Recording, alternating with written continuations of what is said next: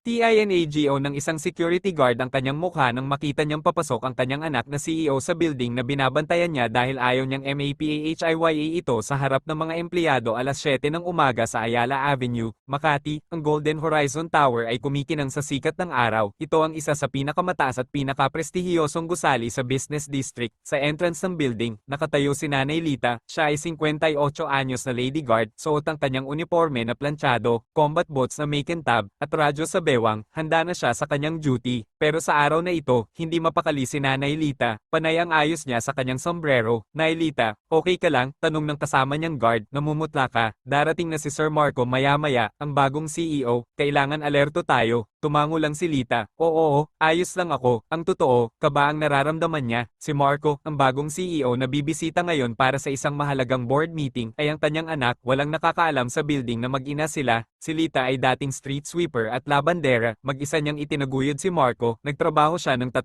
shifts para mapag-aral ito sa magandang universidad. Ngayon, matagumpay na si Marco. Ayaw ni Lita na masira ang imahe ng anak. Nakakahiya kung malalaman nilang ang nanay ng CEO ay isang hamak na gwardiya lang. Bulong ni Lita sa sarili. Baka pagtawanan siya. Baka isipin ng mga empleyado na galing siya sa mababang pamilya. Maya-maya, dumating na ang convoy. Wangwang, bumaba ang mga bodyguard. Huminto ang isang itim na luxury car sa tapat ng lobby. Bumukas ang pinto at lumabas si Marco. Napakakisig niya sa kanyang tailored suit. Ang tindig niya ay punong-puno ng awtoridad. Napapalibutan siya ng mga assistants at executives na may hawak na folder. Nataranta ang lahat. Good morning, sir. Bati ng mga receptionists at guards. Sumaludo sila ng maayos. Si Nanay Lita naman, sa halip na sumaludo ng nakataas ang noo.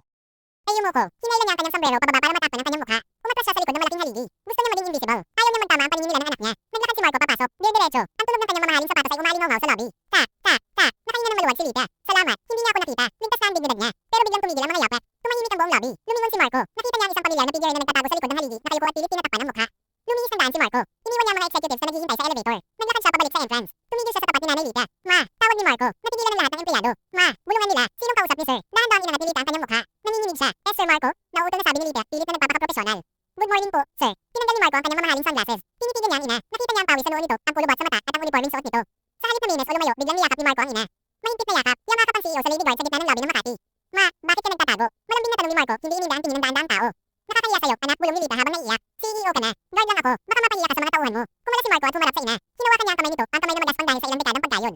Sumama ka sa akin, utos ni Marco. Ha, saan? Bawal ako iwan sa pwesto. Ako ang may-ari ng building na to. Sumama ka. Dinala ni Marco si Nanay Lita sa elevator. Umakyat sila sa penthouse kung saan naghihintay ang board of directors. Pagpasok nila sa boardroom, gulat na. Gulat ang mga bilyonaryong investors at shareholders. Nakita nila ang kanilang chairman na may kasamang gwardiya. Gentlemen, panimula ni Marco habang inaalalayan si Lita sa kabisera ng mesa. Bago tayo magsimula, gusto kong ipakilala sa inyo ang VIP ko ngayong araw. Tumayo si Marco at inakbayan ng ina. Nakikita niyo ang babaeng ito. Siya ang dahilan kung bakit ako nakatayo sa harap niyo ngayon. Noong bata ako, nagwawalis siya sa kalsada habang nagbabasa ako ng libro. Naglalabas siya ng damit ng ibang tao para may pambili ako ng uniforme.